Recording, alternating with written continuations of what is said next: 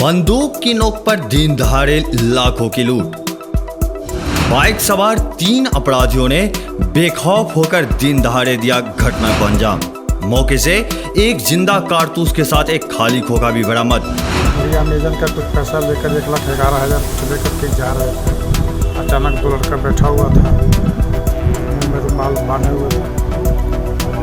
इनका झोला छीन लिया, पैसा छीन लिया। ये बता रहे हैं कि फायरिंग करते हुए वहाँ से भागा है। नमस्कार, आप देख रहे हैं मिथिला 24/7 और बहर शंकर झा उपस्थित हूँ। बाइक सवार हथियार से लैस 3 अपराधियों ने दिन दहाड़े लूट की घटना को अंजाम दे डाला।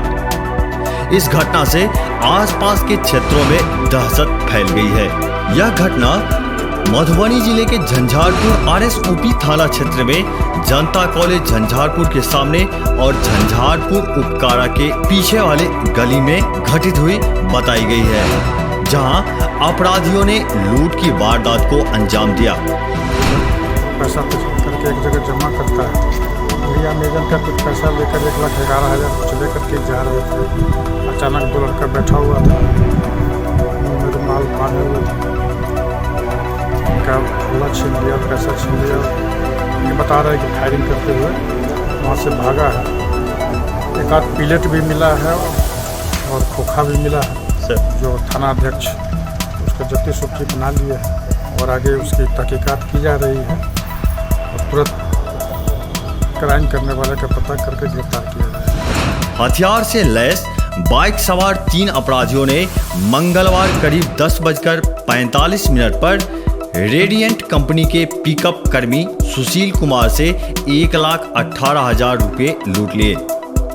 रुपये लूटने और दहशत फैलाने के उद्देश्य से अपराधियों ने 3 राउंड फायरिंग भी की। इस मामले में पुलिस ने छानबीन प्रारंभ कर दी है। हालांकि अपराधियों की गोली का निशाना चूक जाने से सुशील ठाकुर बाल बाल बच गए। सुशील ठाकुर अमेजन कंपनी का पैसा लेकर जा रहे थे। 3 अपराधी एक ही बाइक पर सवार थे। अपराधियों ने सुशील ठाकुर को पहले रुकने के लिए बोला। जैसे ही सुशील ठाकुर रुके तो अपराधी उससे रुपये से भरा बाइक लूटने लगे। विरोध करने पर अपराधियों ने सुशील ठाकुर के साथ मारपीट करते हुए फायरिंग कर दी। लूट की वारदात को अंजाम देकर बाइक सवार तीनों अपराधी फरार हो गए। अपराधियों की उम्र 25 वर्ष के आसपास बताई जा रही है।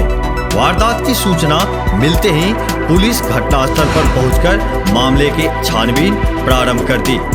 पुलिस ने घटनास्थल से एक खोखा और एक जिंदा कारतूस भी बरामद किया।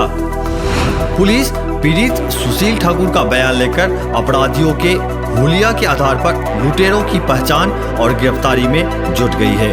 क्षेत्र भर के और भी ताजा अपडेट के लिए मिथिला 24/7 चैनल को सब्सक्राइब करना ना भूलें। धन्यवाद।